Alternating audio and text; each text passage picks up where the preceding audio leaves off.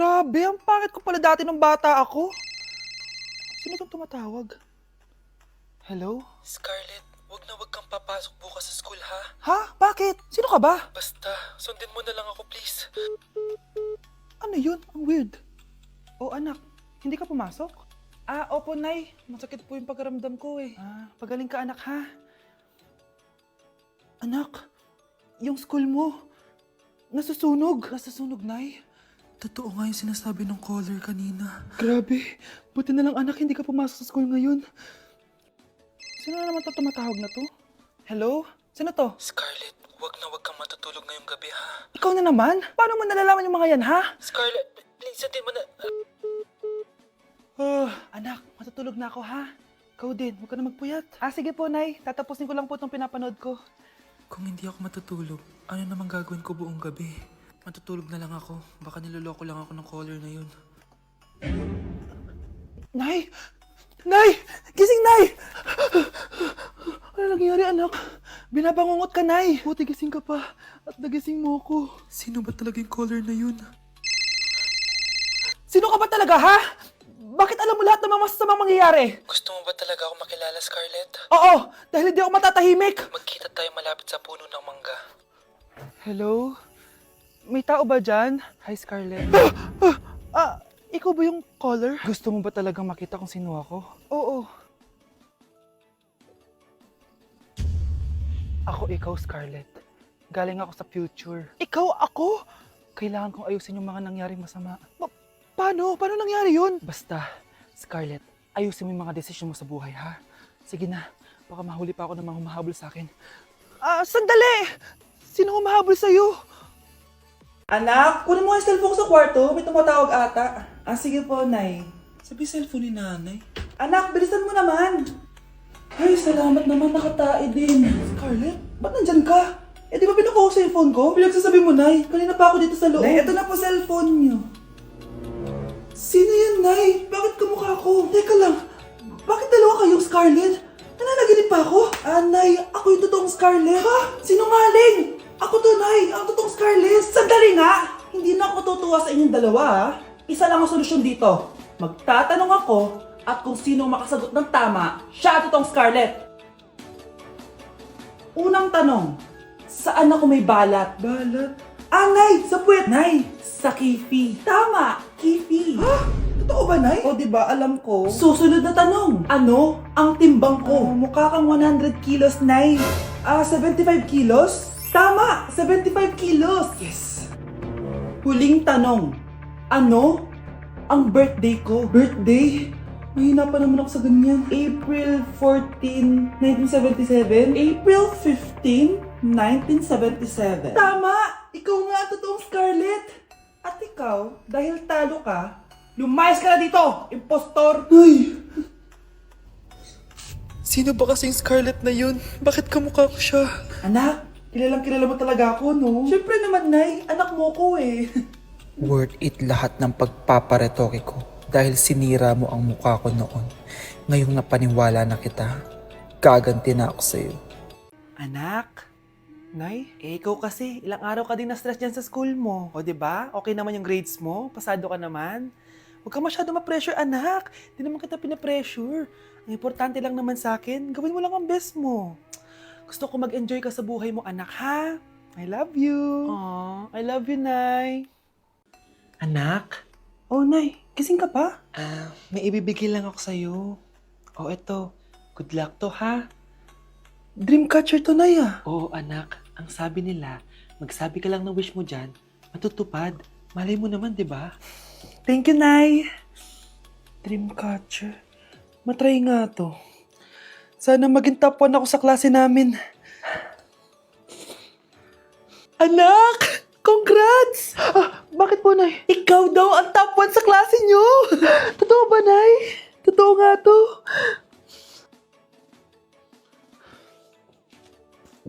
O anak, saan ka galing? Nag-apply ako sa trabaho. Ayoko naman maging pabigat sa inyo habang buhay. Sana makabawi na ako sa inyo. Ba't di mo nalang i-wish yan sa Dreamcatcher? Malay mo naman, di ba? Oo nga no, Nay. Nay! Tanggap na ako sa trabaho. Ang laki pa ng sahod ko. O, di ba? Sabi ko naman sa'yo, anak eh. Deserve mo yan. Nay, sa wakas, makakabawi na rin ako sa inyo. Bes, alam mo, ang yaman mo na. Bakit di ka pa mag-asawa? Ay naku, Bes. Kung may magkakagusto man sa akin, ang gusto ko, mabait at responsable. Parang si Joshua. Naku, Bes, si Joshua pa. Eh, puro trabaho yan. Hi Scarlett, pwede ba tayong mag-lunch together mamaya?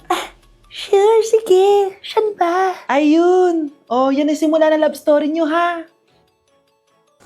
Ay, mahal. Grabe. Natupad na natin yung mga pangarap natin. May anak tayo. May malaki tayong bahay. May maayos tayong trabaho. Ay, sa wakas. Proud ako sa ating dalawa, mahal.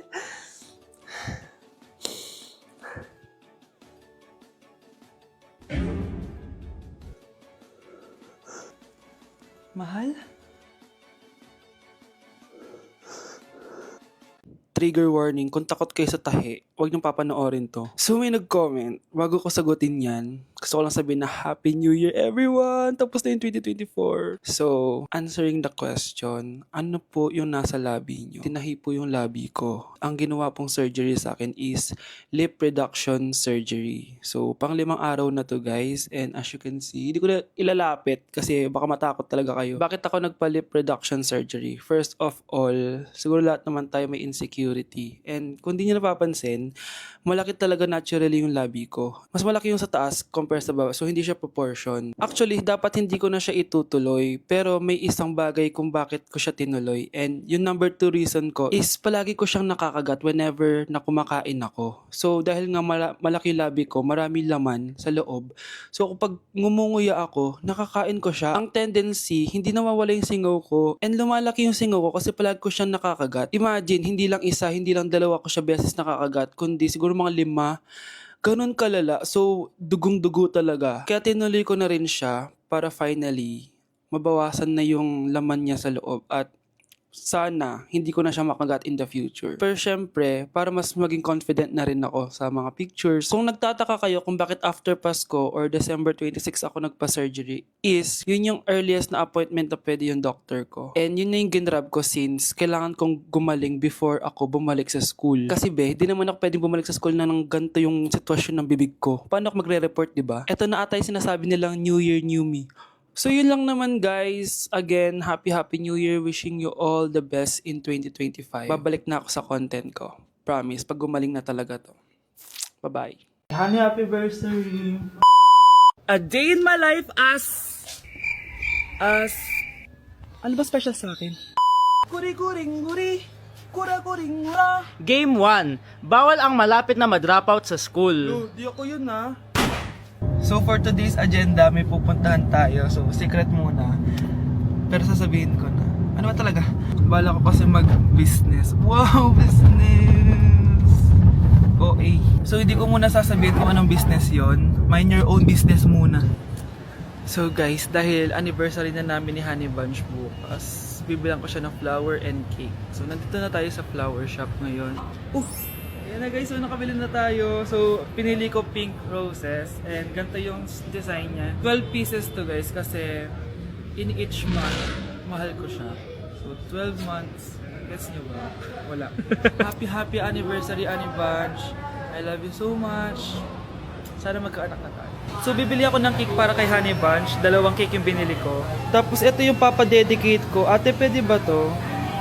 Guys, yung mukha ni ate parang gusto niya sabihin sa akin na sana sinend mo na lang yan sa messenger. Seryoso ako. Gusto ko talagang pa-dedicate yun sa cake.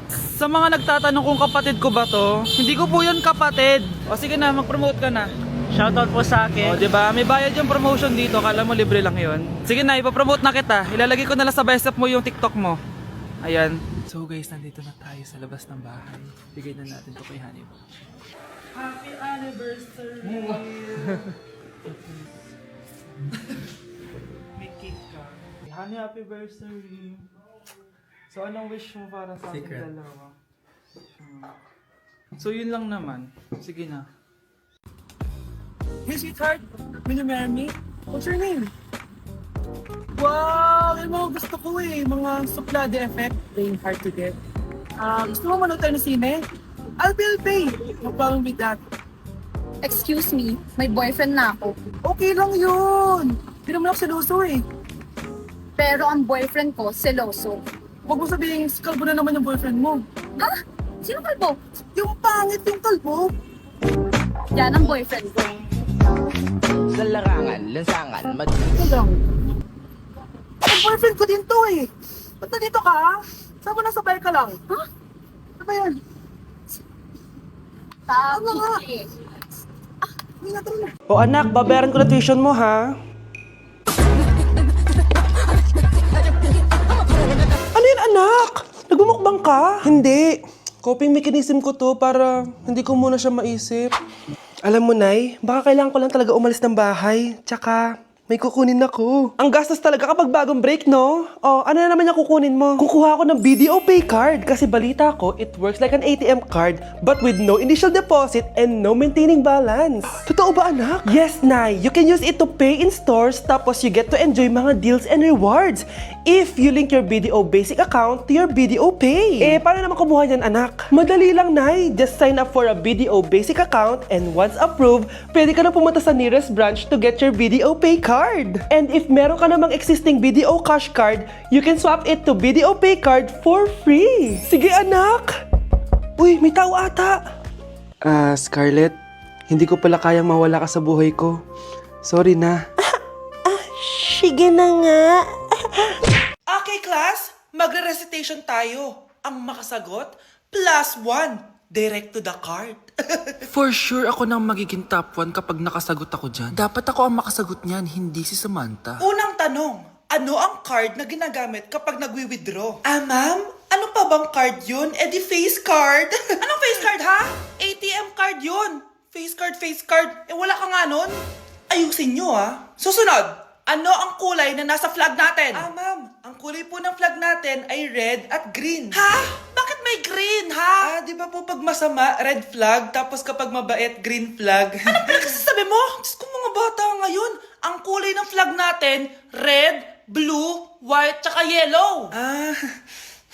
Okay, class. Last question na lang to, ha? Ayusin nyo na. Napakadali na lang na to. Ano ang iniinom kapag masakit ang ulo? Ma'am ako, ma'am. Okay, Michael? Yakap, sulat, kiss pa rin po ni Crush. Oh my gosh. Oh my gosh, ang lamig niyan. Oh my gosh. Oh my gosh. Para akong hotdog sa free. Yung Grabe, ang lamig. Tingnan yung mga snow, guys. 10:40 na ng gabi, tapos nagutom ako bigla. Pupunta kami ng Family Mart. May challenge ako sa sarili ko. Tingnan nyo. Oh my gosh, hindi ko kaya to yung ginagawa niya. Ano ba Kaya nyo yun? ba to, guys? Oh my gosh, kinakabahan ako. Hindi ko oh my gosh, para lang alam niyo sobrang lamig ngayon. Tingnan nyo.